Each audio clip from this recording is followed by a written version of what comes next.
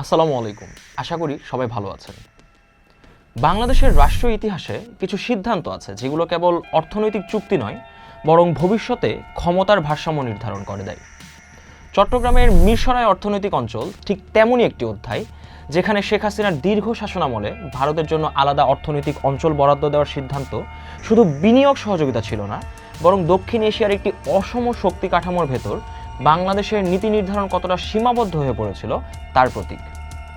2010-এর পরবর্তী সময়ে বাংলাদেশ ভারত সম্পর্ক যে বন্ধুত্ব শব্দে আবৃত ছিল, বাস্তবে তা পরিচালিত হয়েছে একটি সুস্পষ্ট অ্যাসিমেট্রিক পাওয়ার স্ট্রাকচারের মাধ্যমে, যেখানে ভারতের ছিল আঞ্চলিক আধিপত্য, বাজার শক্তি, নিরাপত্তা লেভারেজ ও কূটনৈতিক চাপ।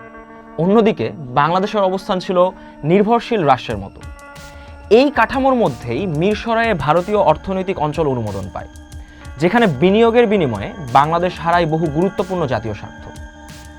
অর্থনৈতিক অঞ্চলের মাধ্যমে ভারত শুধু কিন্তু শিল্প সুবিধায় পায়নি, বরং তারা পেয়েছে লজিস্টিক অ্যাডভান্টেজ, সমুদ্র বন্দর সংলগ্ন প্রবেশাধিকার, সাপ্লাই চেইন কন্ট্রোল এবং ভবিষ্যৎ ইন্ডাস্ট্রিয়াল এক্সপ্যানশনের জন্য একটি জিও ইকোনমিক করিডোর, যা বাংলাদেশের নিজস্ব শিল্পায়নকে পিছনে ঠেলে দেয়।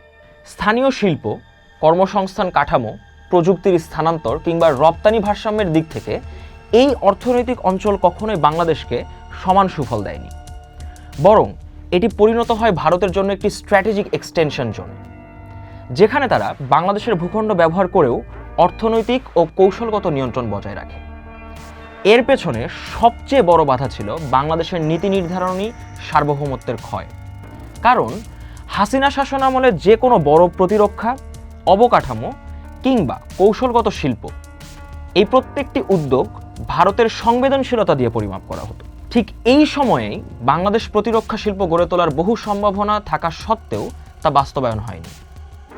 অস্ত্র উৎপাদন, ড্রোন প্রযুক্তি, সামরিক ইলেকট্রনিক্স কিংবা মিসাইল সাপোর্ট সিস্টেম সব কিছুতেই বাংলাদেশকে রাখা হয় আমদানি নির্ভর, যাতে প্রতিরক্ষা সক্ষমতার ওপর কৌশলগত নিয়ন্ত্রণ কখনোই পুরোপুরি ঢাকার হাতে না আসে।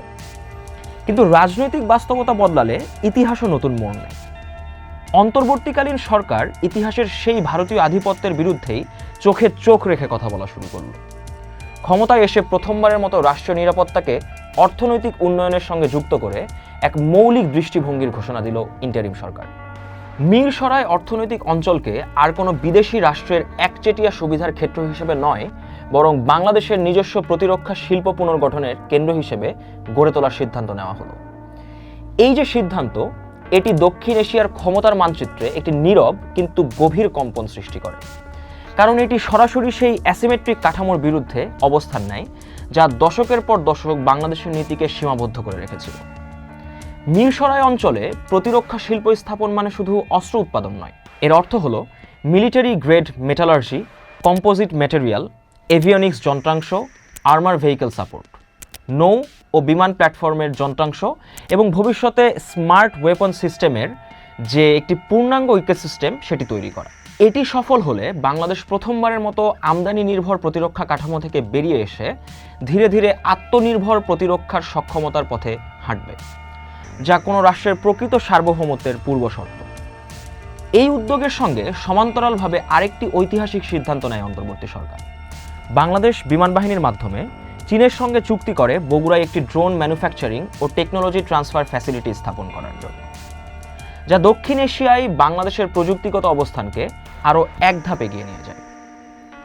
আধুনিক যুদ্ধাবস্থায় ড্রোন এখন আর সহায়ক অস্ত্র নয়, এটি গোয়েন্দা নজরদারি, সীমান্ত পর্যবেক্ষণ, নির্ভুল স্ট্রাইক, নৌ নিরাপত্তা এবং হাইব্রিড যুদ্ধের মূল ভিত্তি। ইউক্রেন যুদ্ধ, নাগোর্নো কারাবাখ সংঘাত কিংবা মধ্যপ্রাচ্যের সাম্প্রতিক যে যুদ্ধগুলো রয়েছে, সেগুলো স্পষ্টভাবে এটি প্রমাণ করেছে। যে রাষ্ট্র ড্রোন প্রযুক্তিতে পিছিয়ে, সে যুদ্ধক্ষেত্রেই পিছিয়ে যায়। বগুড়ার এই ড্রোন কারখানা শুধু বিমান বাহিনীর সক্ষমতা বাড়াবে না, বরং এটি বাংলাদেশকে একটি আঞ্চলিক ড্রোন হাব হিসেবে গড়ে তোলার সম্ভাবনা সৃষ্টি করবে, যেখানে ভবিষ্যতে নজরদারি drone, loitering munition, border patrol UAV এবং সামুদ্রিক ড্রোন তৈরি করা সম্ভব হবে। সবচেয়ে গুরুত্বপূর্ণ বিষয় হলো, এই দুই সিদ্ধান্তই সেই নীতিগত দেয়াল ভেঙে দিয়েছে যেখানে এতদিন বলা হতো ভারত অসন্তুষ্ট হতে পারে, আঞ্চলিক ভারসাম্য নষ্ট হবে, অর্থাৎ সেন্সিটিভ ইস্যু তৈরি হবে। অর্থাৎ জাতীয় স্বার্থ নয় এতদিন পর্যন্ত, বরং প্রতিবেশী রাষ্ট্রের প্রতিক্রিয়াই ছিল বাংলাদেশের নীতির মাপকাঠি। যদি এই দুইটি প্রকল্প সফলভাবে বাস্তবায়িত হয় তাহলে বাংলাদেশের সামনে একাধিক ইতিবাচক পরিবর্তনের দ্বার খুলে যাবে। প্রথমত, প্রতিরক্ষা ব্যয়ে বৈদেশিক নির্ভরতা কমবে। দ্বিতীয়ত, প্রযুক্তি স্থানান্তরের মাধ্যমে দেশীয় মানব সম্পদ তৈরি হবে। এবং তৃতীয়ত, সামরিক কূটনীতিতে বাংলাদেশ একটি শক্তিশালী দর কষাকষির অবস্থানে যাবে। সর্বশেষ অর্থাৎ চতুর্থত, আঞ্চলিক নিরাপত্তা ব্যবস্থায় বাংলাদেশ আর শুধুই একটা ভৌগোলিক স্পেস নয়, বরং কৌশলগত সক্ষমতা সম্পন্ন রাষ্ট্র হিসেবে বিবেচিত হবে। তবে এই অর্জন স্থায়ী কিনা সেটি সবচেয়ে বড় প্রশ্ন। ইতিহাস বলছে বাংলাদেশের নির্বাচিত সরকারগুলো প্রায়ই স্বল্পমেয়াদী রাজনৈতিক সুবিধার কাছে দীর্ঘমেয়াদী রাষ্ট্রীয় স্বার্থকে বিসর্জন দিয়েছে। যদি সরকার এই প্রতিরক্ষা শিল্প ও ড্রোন প্রকল্পকে জাতীয় নিরাপত্তার স্তম্ভ হিসেবে ধরে রাখতে পারে, ভারতের সঙ্গে সম্পর্ককে সমতার ভিত্তিতে পুনর্গঠন করতে পারে এবং ডমিনেন্ট পাওয়ারের চাপে নীতিগত পশ্চাৎপসরণ না করে, তবে বাংলাদেশ আগামী এক দশকে দক্ষিণ এশিয়ার সবচেয়ে দ্রুত সক্ষমতা বৃদ্ধিকারী মধ্যম শক্তিতে রূপ নিতে পারে। কিন্তু বিপরীত চিত্রও সমান বাস্তবসম্মত। যদি ভবিষ্যৎ সরকার আবার ভারতের কৌশলগত চাপ কিংবা বাণিজ্যিক প্রলোভন অথবা রাজনৈতিক সমর্থনের বিনিময়ে এই প্রকল্পগুলো স্থগিত করে দেয়, প্রতিরক্ষা শিল্পকে অবহেলা করে এবং ড্রোন প্রযুক্তিকে সীমিত করে ফেলে, তাহলে বাংলাদেশ আবার ফিরে যাবে পুরনো নির্ভরশীলতার চক্রে। তখন মিরসরাই আবার হয়ে উঠবে অন্যের ইন্ডাস্ট্রিয়াল সুবিধা, বগুড়ার কারখানা পরিণত হবে কেবল কাগজে প্রকল্প, এবং বাংলাদেশ পরবর্তী দশকেও অস্ত্র আমদানিকারক একটি দুর্বল রাষ্ট্র হিসেবেই রয়ে যাবে, যেখানে আকাশ, সমুদ্র ও সীমান্ত নিরাপত্তা থাকবে অন্যের প্রযুক্তির ওপর নির্ভরশীল। ইতিহাস আমাদের শিক্ষা দেয়, যে রাষ্ট্র নিজের নিরাপত্তা প্রতিরক্ষা শিল্প গড়ে তুলতে পারে না, সে কখনোই পররাষ্ট্রনীতিতে স্বাধীন থাকতে পারে না। আজ বাংলাদেশের সামনে একটি বিরল ঐতিহাসিক সুযোগ এসেছে। অ্যাসিমেট্রিক আধিপত্যের ছায়া থেকে বেরিয়ে এসে রাষ্ট্রীয় সক্ষমতার ভিত্তিতে নতুন অধ্যায় রচনা। মিরসরাই ও বগুড়া শুধু দুটি শিল্পাঞ্চল নয়, এগুলো বাংলাদেশের ভবিষ্যৎ সার্বভৌমত্ব পরীক্ষার ক্ষেত্র। এই পথ এগোবে কিনা তা নির্ধারণ করবে আগামী দিনের রাজনৈতিক সাহস, নীতিগত দৃঢ়তা এবং সবচেয়ে গুরুত্বপূর্ণভাবে জাতীয় স্বার্থকে দলীয় সুবিধার ঊর্ধ্বে রাখার সক্ষমতা। কারণ রাষ্ট্র ইতিহাসে টিকে থাকে চুক্তির মাধ্যমে নয়, বরং সক্ষমতার মাধ্যমে।